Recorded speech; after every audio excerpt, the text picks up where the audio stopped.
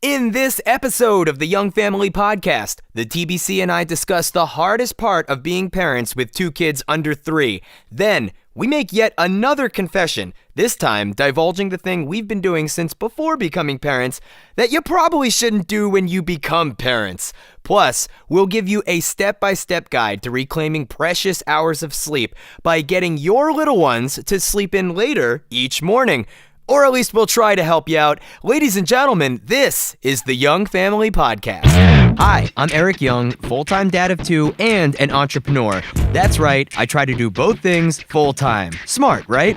Hello, I'm Carolyn. I'm the wife to this handsome co-host and the mother of our 2 children. I work full-time on top of being a mom and would do anything for a nap. Together, we're a husband and wife team podcasting about the joys, heartbreaks, and sometimes hilarious tribulations that make up the journey of parenthood. This is the Young Family Podcast. All right, everybody, welcome back to the Young Family Podcast. This is your host, Eric Young, and I am joined, as always, by my co-host, The TBC. What's up, TBC? How you doing tonight? Doing well. It's Valentine's Day. Oh, really? We're throwing that out? Yes. All right, happy Valentine's Day. To me? Yeah. Or just like in general? Both. Good answer. Yeah. Happy Valentine's Day, everyone. You'll totally not be listening to this on Valentine's Day, but, you know, that's when we decided to record this. So this is episode 3 of the new era. We're back, baby! And we've got some killer content for you tonight. We're going to talk about what's the hardest part of being a parent right now, because, you know, parenthood is constant change. So we're going to talk about what's the hardest part of being a parent. It's not the hardest part, period. The hardest part right now, in our opinions. This is definitely meant to be a conversational piece, so we'd love to get your guys' opinion about that as well. Then after that, we're hot on confessions here at the Young Family Podcast. So guess what? We got another confession to make. We're going to talk about the thing that we have tried to hold on to for the longest period of time since becoming parents. We also want to know what's the thing that you guys have tried to hold on to the longest since becoming parents. And what we mean by that is since before you were parents, maybe you had like a habit or a ritual and you were like, you know, even though we have kids now, we probably shouldn't do this. Maybe we can let it ride. So we're going to be talking about that and how that has recently come to a screeching halt in our lives here. And then finally, just because we want you to get some buku bang for your buck here when you listen to the Young Family Podcast, we're going to drop what we consider our pearl of wisdom for the month, which is how to get your children, your small children, to sleep in the morning. Is it possible? Can yours do it? I don't know. Stay to the end of the episode. We'll talk about how we got our kids to do it, and maybe it can help you out. So with that said, TBC, you ready to kick this thing off? Let's do this. All right.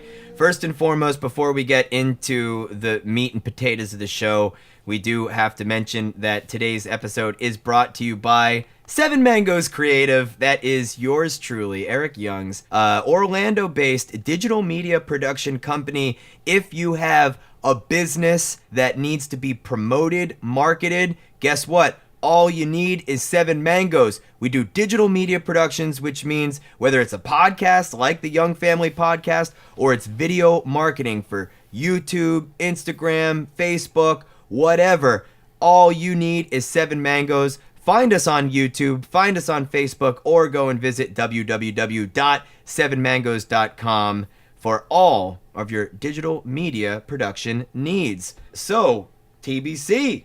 Yes.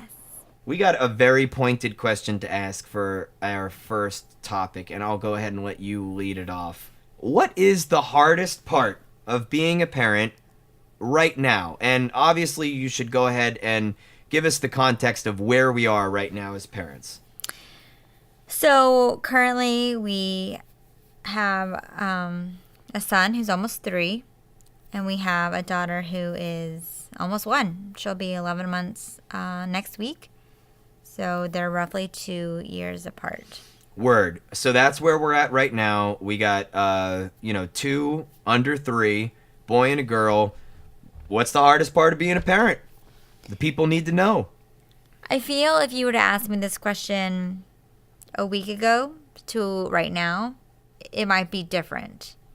But I think that for me, if I were to answer it right this second, it would be like the constant change. And for me, who likes routine, who likes to know what's going to happen next, who likes to stay kind of like so like regimented and everything, it's just that there always seems to be a stage, whether it's a sleep regression or teething or going to school or potty training or eating or, there's always curveballs like every day. It's like as soon as we figure out what's happening with like Riley's new sleep cycle or sleep regression, as soon as like she starts to like coast, something else like is different. Right. And then we like start all over again. And then because there's 2, the dynamic has doubled.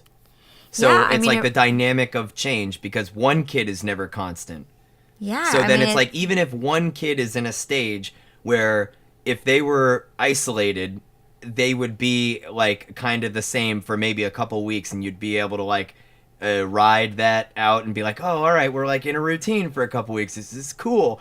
But then when you throw another kid in there, they're not in a stage of consistency. They could be in a stage of rapid change. And then they're changing like crazy over here while the other kid is constant. And then they could reverse, right?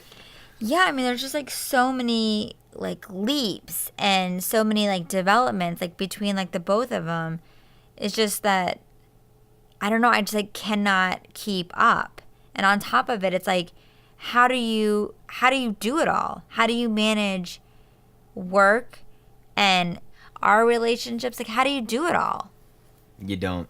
I and I struggle with that every day. You don't. And I mean that seriously and not as a dig to you or any parent. I think that that's what being a parent is.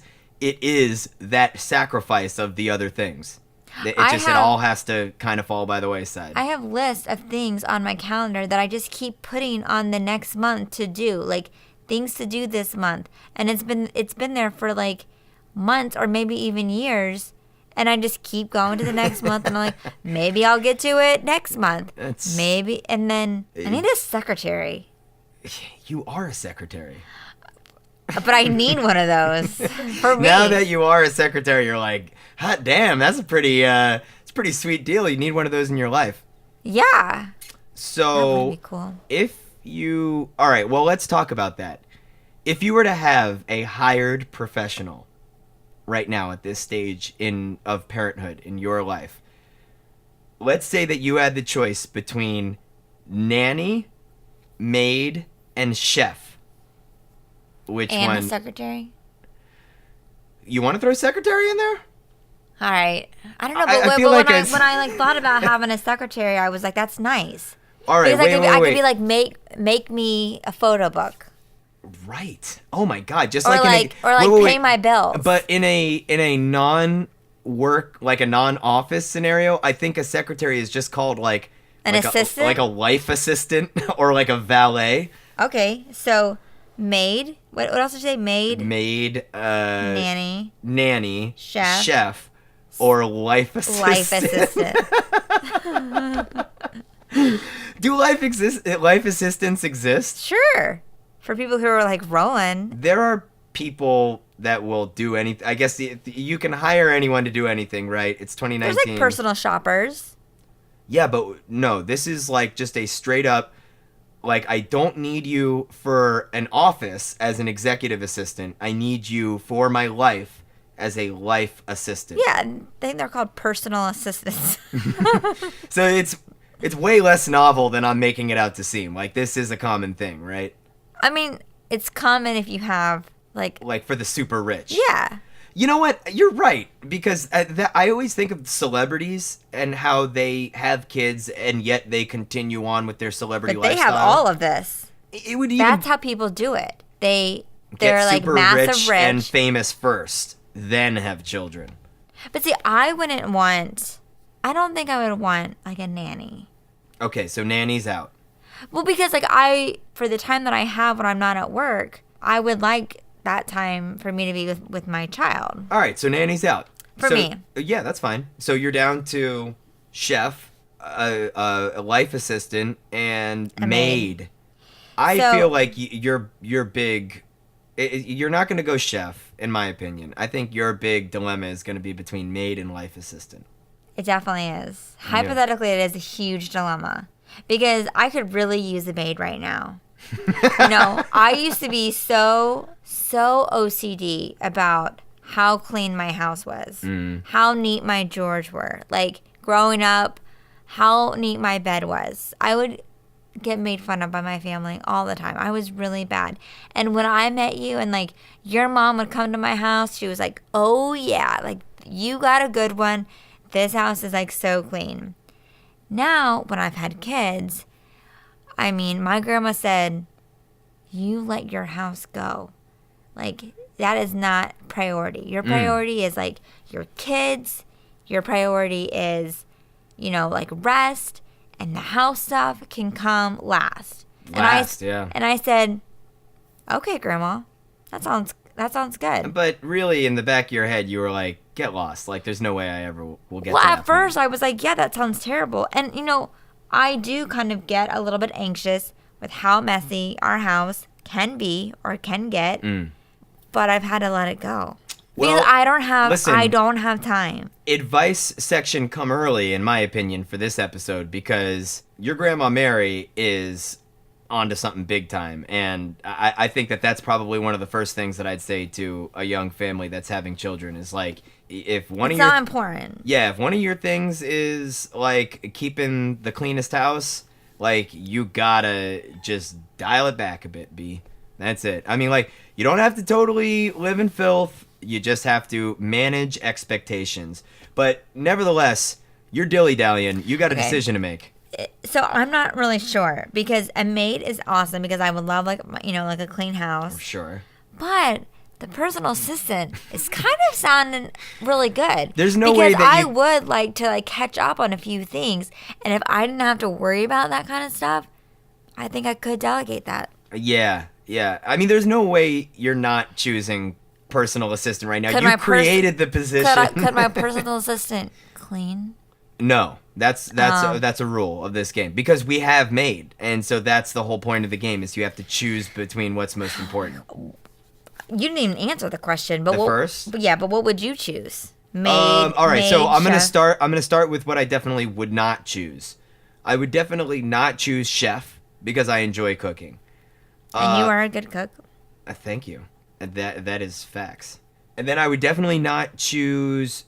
No, I don't know if this is so definite, but I'm gonna go ahead and state that I am not going maid because I don't think that if we had like a more enormous house that was super hard to clean, then I'd go maid. But I think that this house is manageable. I think we could do that ourselves. So it comes down to nanny and life assistant. A nanny, really? You know what? Now you got me thinking about it. Well, why nanny? Yeah, I don't even want a nanny either. Life assistant sounds juicy. That thing's See? got the juice. Life assistant sounds incredible because there is just like it's the minutia of life that really falls between the cracks when you're a parent. You know what? I'm pulling a crazy. This is going to be an upset story like no other. Even though I just buried them for dead a minute ago, it's coming back. I'm going maid. I can't hate on you because a maid sounds awesome. I just got to go with my gut on this one. Having someone cleaning, it frees up truckloads of time. So I'm going It maid. does, yeah. So then what is your hardest part right now being a parent? Lack of sleep. Lack of sleep is big. It's catching up with me. I know, and I really feel so bad because like I feel like you're very selfless when it comes to sleep. Because our situation is like so different because I wake up so early to go to work. Right. You have kind of taken on the weekdays, you let me sleep a little bit more so I can. That's the deal. you have to wake up at 5 a.m. for work. All right? Mm-hmm. So I get the kids through the night. Our kids are going through a rough stretch right now. We got the 1-year-old who's teething, and she is not sleeping through the night. Yeah. She wakes up every 2 to 3 hours. I mean, she wakes Something like that. She wakes up 2 times a night. All right. Fair enough. So that's element number 1. Element number 2, I'm self-employed. I run a business. I need caregivers to watch the kids during the work week so that I can work. And we've had some transitions between our caregivers, the ones that we hire and pay for. Our family's been dope. We've had, grandmas and nonas and whatnot stepping up and helping to watch the kids. But the caregivers that we pay for so that I can have like some sort of a semblance of a normal work week have been like just totally up and down.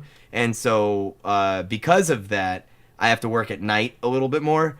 And so at the beginning of parenthood, I believed that would be my strong suit. It doesn't really matter if I have to function on a little bit of sleep because I'm pretty good at that. I've always kind of been a night owl, so I stay up late. I typically can function on not a whole lot of sleep. So I always thought like this is, I'm kind of made for this. Like if I have to work at night, no big deal. And but I would say that with this current stretch, it's been catching up with me. So if I have to answer this question directly, what is the hardest part of being a parent right now? Currently, the lack of sleep is catching up with me. You know what we should do again? Someone that I know did this a while ago, where they basically kind of gave their partner a gift, where it's like, you go sleep in the other room. And at first I was like, that's a little crazy. But then, now that I'm a parent, I get it. It's like kind of being able to sleep in another room where you can get a complete night's sleep with like no baby waking up, no crying. You just get that consistent night's sleep is really what's key. Because I think for me, if I get 5 hours of sleep, my sleep is like for the most part consistent. Like meaning no wake ups. No wake ups. Yeah. Like you may get 5 or 6 or 7 hours of sleep, but you're waking up every several hours. Right. So you're not getting like that full deep REM cycle sleep. Dude, it's all about the REM. So I think that we did it once a couple months ago, and I know that it was helpful to you, so maybe we should. Oh my God. It was glory. Yeah. It's absolute glory. And I did that actually out of necessity because I think it was because I was going to wake up super early to work. And actually, I'm going to drop yet another piece of advice for anybody who does happen to be in a situation like me randomly with young children and, fighting for time to work because you're self-employed. The opposite is true. Like, you should never really work at night unless you absolutely have to. Always try and go to bed super early and then wake up super early and then work after a fresh night's sleep. That's just a crafty little trick that I found. And then on nights where I do that, I sleep in, the other bedroom with no monitors. And it is just a delightful treat when that happens. So that's our first little segment. Hardest part of being a parent right now. God, we want to hear from the listeners. So hit us up at the youngfamilypodcast@gmail.com and let us know where you're at in parenthood. And then what is the hardest thing that is going on for you at this current stage. If you have something particularly of interest that you want to share, then what we'll do is we'll bring up those topics on the next episode of the Young Family Podcast. If you're cool with that, let us know if you're cool with bringing up your situation. We don't even have to drop names or anything, but if we can talk about an interesting situation that you've got, certainly share it with us. Again, the email address is youngfamilypodcast@gmail.com. Why don't we say that we take our first little break, TBC? Sounds good. All right, everybody, stay tuned to the Young Family Podcast. We'll be right back at you.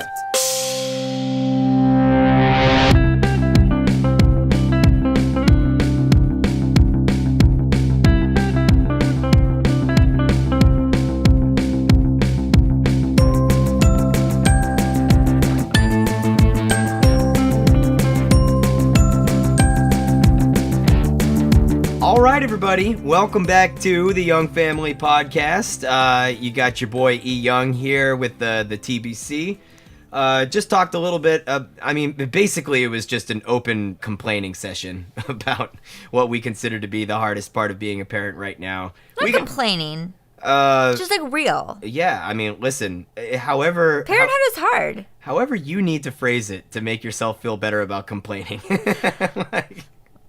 But that's what we just did for 15 minutes. I'm dirty and behind. I actually, personally am dirty and behind as well, because showering showering in peace, one of the greatest gifts now as parents. It is, yeah. Using the bathroom also. And I think that's a really common thing among parents, is they're the ability to use the bathroom without, kids around. Interrupting. Yeah. I don't know what their fascination of toilets is. Yeah, I think it's just a fascination with us as parents. Maybe. And then so they're just like, what are you doing? And they have absolutely no personal boundaries, so they'll just get all up into what's going on, which is just sick and gross. But anyway, we can get back onto the topic at hand, which is we got more confessions to make, right, TBC? It's a little embarrassing, but yes. Yeah, again, we're trying to keep it real here at Young Family Podcast. So what we're talking about is something that we didn't even realize that we were doing it, but we were doing this. We were trying to hold on to something I realize. All right, yeah. Trying to hold on to something from pre-parenthood life as long as we possibly could, even though it's just not something that conventionally happens in parenthood.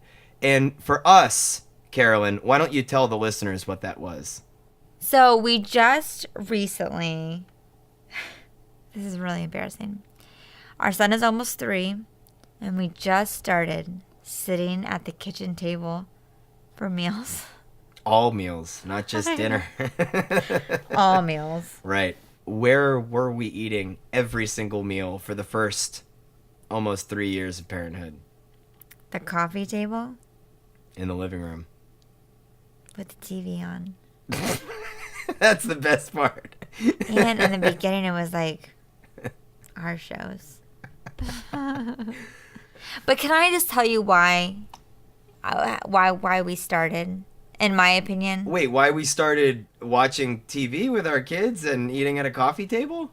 Because we're selfish and gluttonous. No. Okay, maybe. But we started that as adults. Before we became parents, you and I, in our relationship, would sit at the coffee table. Correct. And my take on the situation is, you and I met at work. Yeah. And for a while there, we lived together, drove to work together, worked together, drove home together, and then we're at home together. Yeah. So we had a lot of FaceTime. Right. So, and at our job was to talk on the phone or in person all day long. Yeah. So when we got home, I was just like, I love you, babe, but I need some time to not talk to you right now. So we would sit down and we would watch our favorite show and we would have dinner. Yeah. And we wouldn't talk to each other. Yeah, because enough is enough, right? I mean, at that point, yes. Let the other person miss you a little bit. Yeah, miss me. I miss you. No, but when we had kids in the beginning, I'm on maternity leave. So I'm home 24 hours a day. So it's we have all that FaceTime again. Right. And then it's when dinner time came, it's I just needed a moment to kind of have some quiet and zone out. I mean, and then it just kind of stuck. You're making a great thank you case, because I can tell that you've had years of rationalization. I know. Internal. Well, because we didn't really have the support of our parents. No, God, no. Because again, from an outsider's perspective, it just looks like we're a bunch of bums. Yes. So. Well, yes, but for good reason. Well, all right. So what I'm saying is that I acknowledge the rationalizations and the arguments that you've formed in your head. They carry some legitimacy, but on a much more real note, they are also complete BS. Because We should have started sitting at the table a little while ago. I'm not even going down that avenue yet. Listen, what I'm saying is, regardless of scenario, you are the type of person that likes to eat, watch TV, and zone out and not talk to another person, whether you're a parent, whether you're a non-parent, whether you work with your spouse or your live-in partner. That's your happy place, is what I'm trying to say. And I am just a dude. So, like, food and a funny television show, just a combination of those two things, appeals to my most primal instincts of awesomeness. Like, I'm like, yes, all day I will do this. So you never had any argument from me. What changed? Why did we put an end to that era? I think that recently. So for a while there, it was working because Jackson was in the high chair, and then we kind of as he was kind of growing and getting bigger, we kind of let him have his own little chair at the coffee table. So he was at What's a little chair? Describe it for the listeners. like a children's chair. Right, it was a folding chair, but there's no strapping apparatus. Right, there's no holding him there. There's no holding him back. So once he was quickly noticed that. Once he was no longer in a high chair, which basically forced him to be there, and he was in the chair, he would like take a bite and then get up and like dance around. And then we'd be like, sit down. And he would sit down, he would have a couple bites, and then something would happen on the TV, or he would just like see a toy and he would get up and he would run around. And we were like, literally any thought that popped into this 2-year-old's head. Also embarrassing, but when we were watching our shows like Seinfeld, he'd be like, no, mommy, no. And then So he started getting all demanding over the programming. What I say is he's 2. He shouldn't be watching Seinfeld. Maybe not quite yet. He was watching Seinfeld at 1. I know, but as he gets older, it just seems... He starts to have opinions. And listen, I'm glad that he has opinions and he has age-appropriate ones. What I'm saying is I thought that there might be the off chance that, we introduce him to Seinfeld at 1. Maybe that becomes the show that he actually prefers at 2. Maybe he just developed a very, very sophisticated sense of humor for his age bracket. But nevertheless, he started liking things that 2-year-olds like, which, again, I approve, I support. And then, that coupled with having a bite and then chasing him around the house to put him back in his chair for 15 minutes starts disrupting Dad's dinner. And then so had to kibosh it. And so 2 things happened. Number 1, I was like very unceremoniously, though it was a glorious ride. And I think that that's what this segment is really all about. It's about honoring the fact that we pulled off such a scam of parenthood, and we dodged one of the biggest bullets of becoming parents for so long. And so, but very unceremoniously, one night I told Carolyn, I'm like, just can't do it anymore. We have to start eating at the dinner table. It was actually pretty smooth too. It was a smooth transition. And then the thing that made it happen was I was like, all right, so we transitioned him from high chair to little kid folding chair with no strapping apparatus. We're going to go to a like an adult table, but we need to put Jackson in a chair that physically restrains him from getting up and leaving.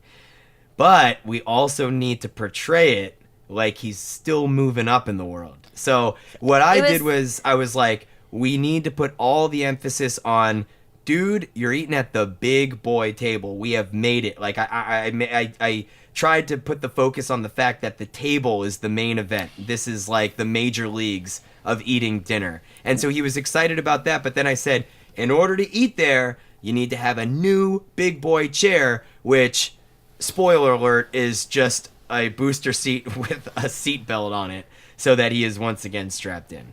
Yeah. But he likes it. I mean, there's no tray. So, I mean, he basically fits right underneath the table. Right. And it's actually been, now that he's talking more, it's been kind of nice just to talk about his day and talk about our day. And yeah, we're doing like this real family thing. It's totally weird. But it's working. It's nice. I can see why growing up, your parents always say, the one thing that we want consistent is to have family dinners. It is nice. Right. Yeah. So moving forward, it's going to be a thing. It is a thing now, but the thing that we thought was of interest for this episode is that, dude, we made it almost 3 years. Almost 3 years, I know. It's like impressive, but also for not. all the wrong reasons. I know. So what, does anybody else have anything that they try to like hold on just maybe a little bit longer than you should have? Yeah, like, so think... Whether it's like the partying, like yeah. I want to know something a little bit quirkier than that. There are these things, I think, that we all kind of subconsciously do. Again, for me, it was kind of subconscious. Like, it just... I've always just kind of been hanging on for dear life in parenthood. So I never really thought, the whole dinner time thing, totally through. And maybe this is just my own BS rationalizations. But, like, again, we are urging you to look at your own life and be like, what is that thing that that, like, you probably should have already transitioned into a different thing, but you've been holding on to it since your pre-parenthood life? We want to know. We want to know all of the above. And if it is going out there and raging and you've found a way to balance those things, then, hit us up, man. youngfamilypodcast@gmail.com. I would legitimately be interested to hear how that's going and how you manage that. They probably have a personal assistant and a maid. They have all this free time. Exactly. Back to the celebrities. What I was thinking was, like, that is their work, is going out, raging, partying, being on the scene, right? Yeah, just like making an appearance. Right. So, like, in order to do their work, they need to have this whole team of professionals. And, but again, I mean, that's just stuff that's so distant from reality. Are you ready to take our second break? Yeah. All right, break time it is. Everybody, we got the last segment of the Young Family Podcast coming up next. Stay tuned. Woo-hoo.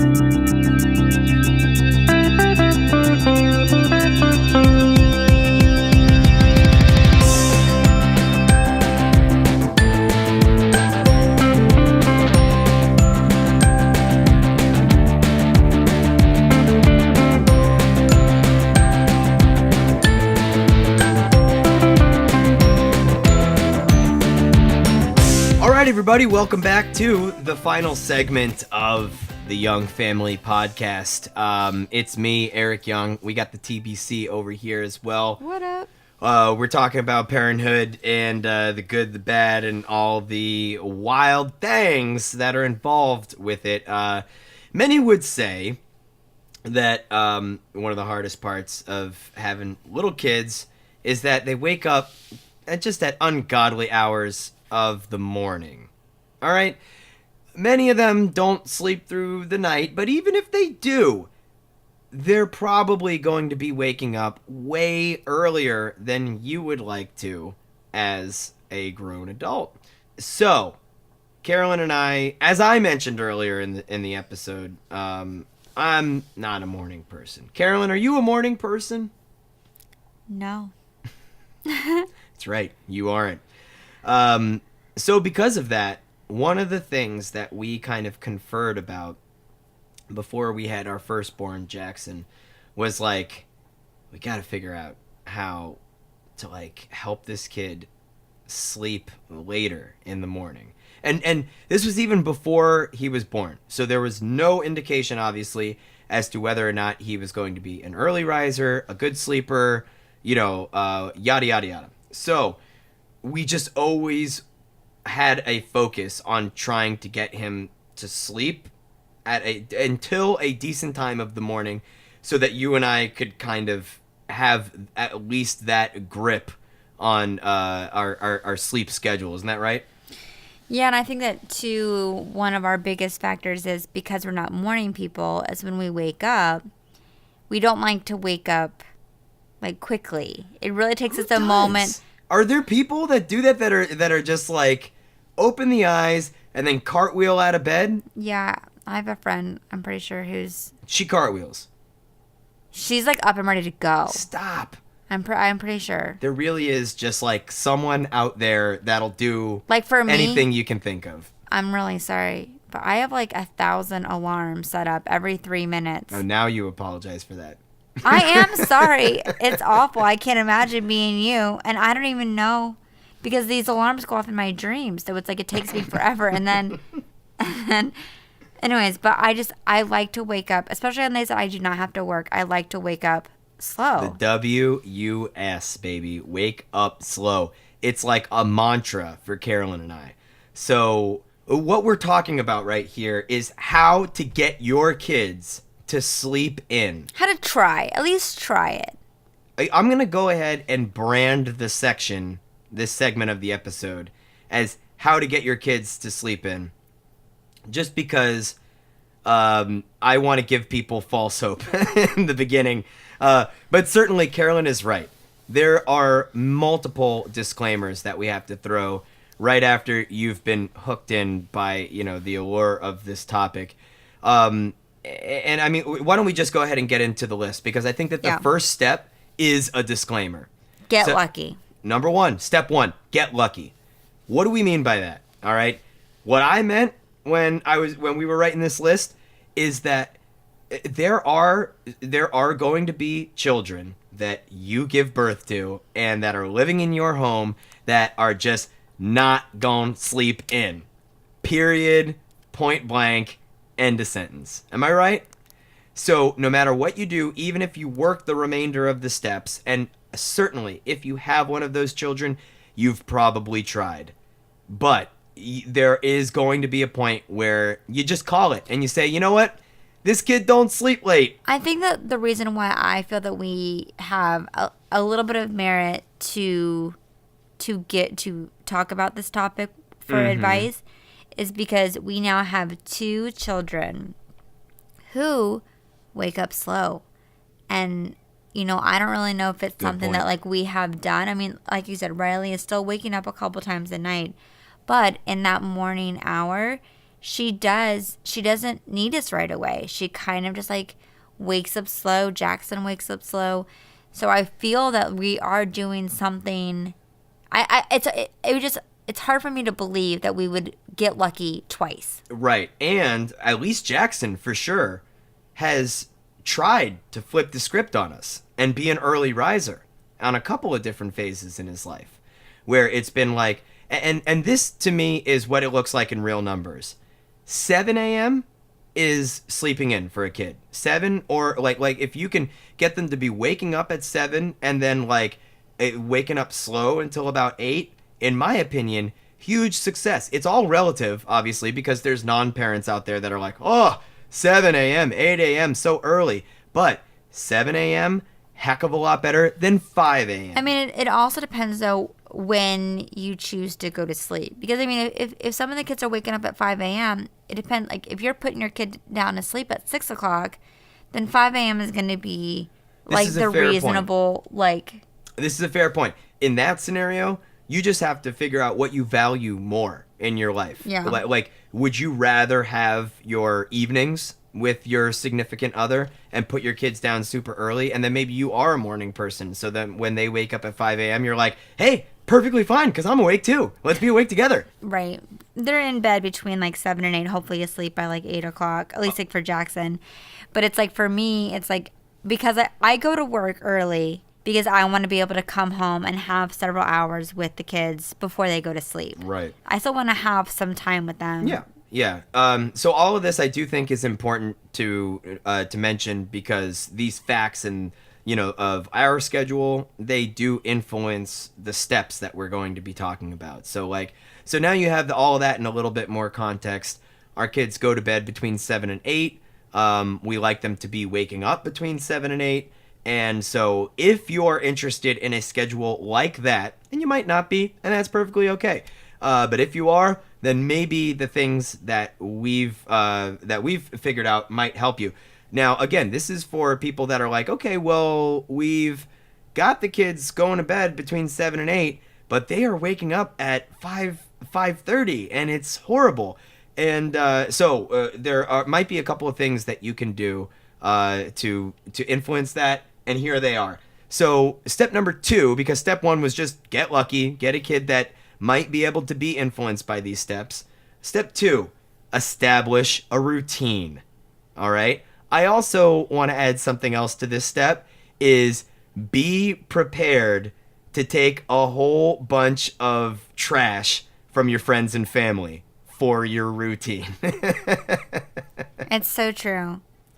But I don't think people fully understand. But like, for one, I like a routine. And for two, children like a routine. And I feel that they really excel on, somewhat, it doesn't have to be like, exactly every day, but somewhat of just like a similar pattern so they know like what's happening next. I feel that they just excel a lot better. You're speaking the truth, because I think that this was step 2 on our list, because truthfully, this is the most important thing. And so Carolyn and I made the decision that, listen, we're going to come off as nerds and losers when we have to leave a party early with our kids because it's nap time or it's their bedtime, and everyone is laughing and jeering at our expense. But it's those instances where when we leave something for the sake of maintaining our routine and doing that time and time and time again to the point where that is the norm, that is the most powerful weapon in getting your kids to go to sleep and wake up when you want them to. But I almost think that having like a routine, like almost like from the beginning, like from birth, is also kind of like key. Like the one from birth, yeah, that's what I'm talking about. The one thing that we did really well, I feel like, is when Jackson was born, they always said, like the doctors, the pediatrician, if once your child reaches their birth weight from birth, you don't have to wake them up at night. So once they reach their birth weight, you basically wake them up every 2 to 3 hours in the day to feed. And then what we did is once we were ready to go to bed, to say 10 o'clock, we would do one final feed at 10 o'clock, and then we wouldn't wake them up. We would let them let us know when they were hungry. When they were hungry, we woke up, we fed them, right. We put them back down. And so what you're establishing from the very beginning is the night and day, the nature of night, right, and the big sleep, right. So during the day you wake up, and we never wanted them to get their quote unquote big sleep during the day, right? Yeah. So from the beginning, you let them you wake them up and say, hey, it's playtime, it's feed time. Every couple of hours, you do it all over again. At nighttime, you feed them, and then you say, okay, it's dark time. You tell me when you're right. So be actively attempting to establish night versus day, and trying to facilitate the big sleep at night. Right. And because I have heard of the kids that have reversed their night and day, and that sounds like an utter nightmare. So it's like, if you are kind of letting the child dictate those terms, then, if it is within your philosophy as a parent, take charge of that a little bit more. And, again, I would say actively, establish the difference between night and day by facilitating the big sleep at night.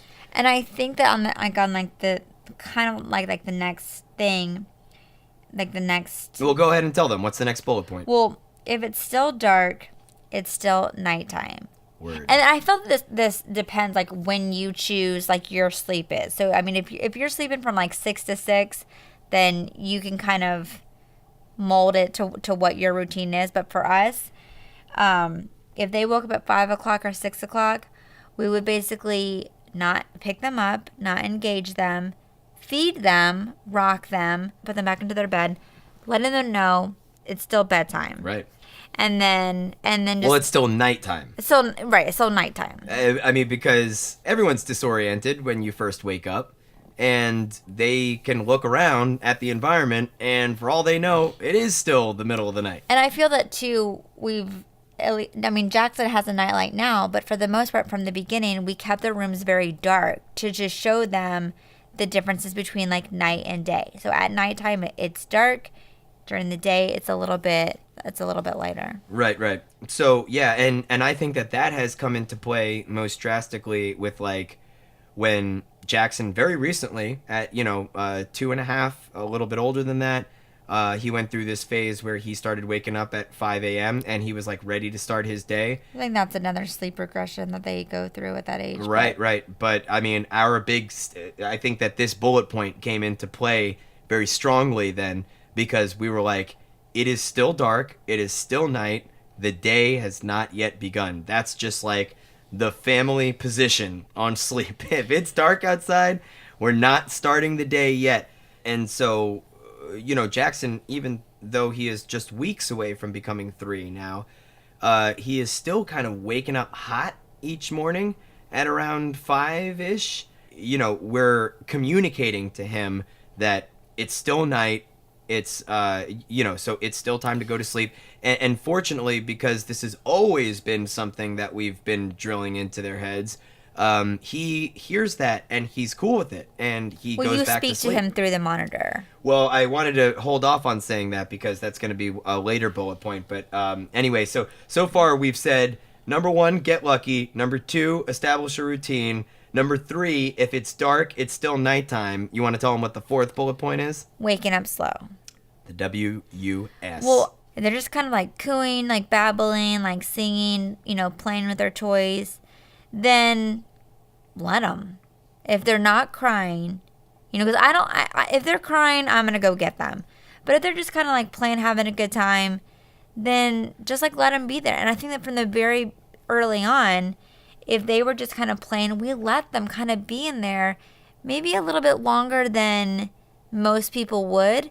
But I feel that kind of allowing them to have that independent play, allow them for them not to need us right away, and allow them to just kind of say, all right, well, it's my morning time. I'm going to kind of play, do my own thing, and my mom will come get me in a little bit. It helps in 2 ways, in my opinion. Number 1, it helps them to get comfortable with being alone in the crib, like you said, and not needing the parent right away as soon as they're awake in the crib, because that's a bad scene. If they need somebody the moment that they're awake in the crib, that's going to lead to, some issues in the sleep department for you as the parent. And then number 2, one of the most magical things in all of parenthood, they're awake, maybe a little bit earlier than you would like them to be, but they're content, and then they drift back to sleep. Sometimes, yeah. That is a magical moment. That is nice. And so sometimes it happens, and if they're comfortable enough and you can facilitate that comfort, then rock and roll. So waking up slow, that's the 4th bullet point. The 5th and final, we classified it as utilize technology.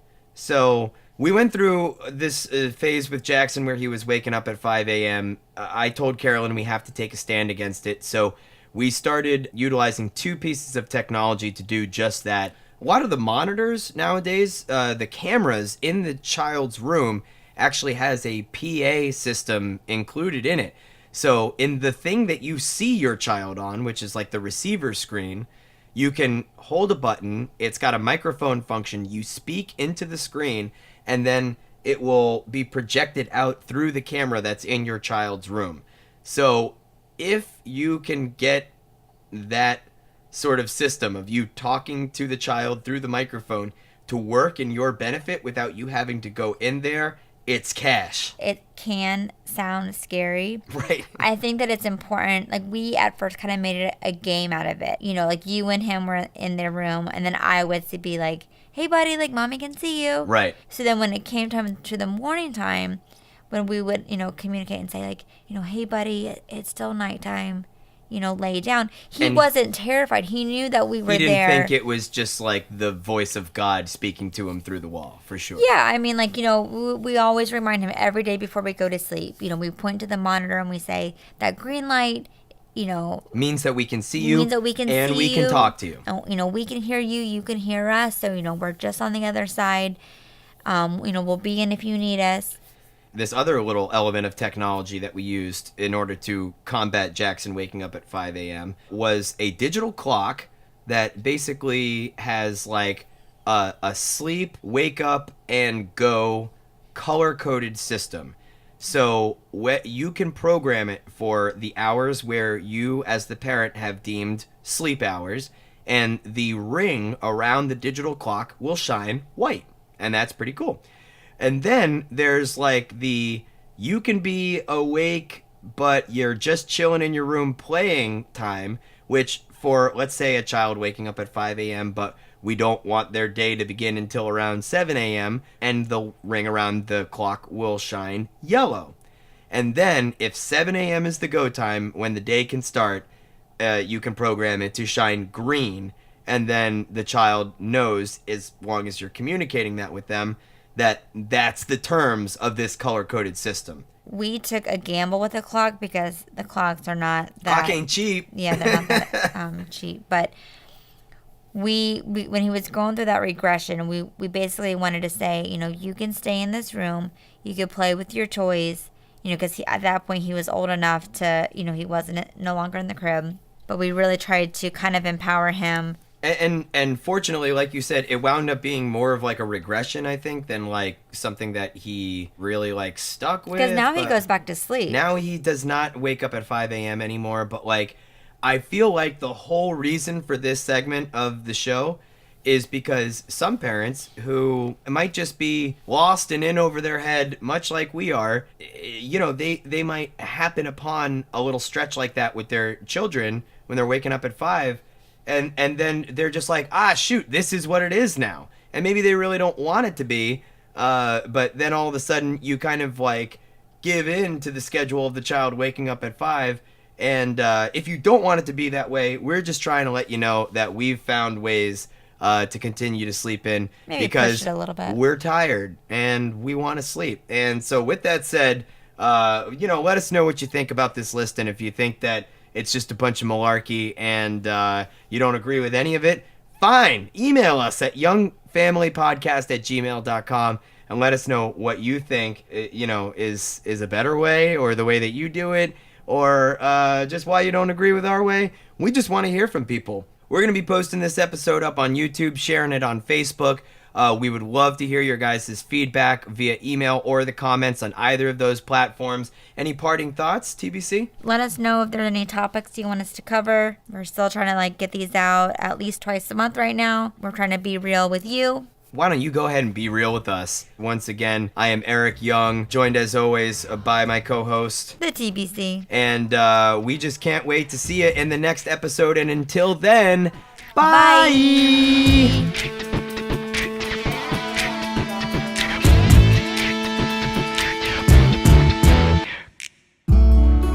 This is the Young Family Podcast.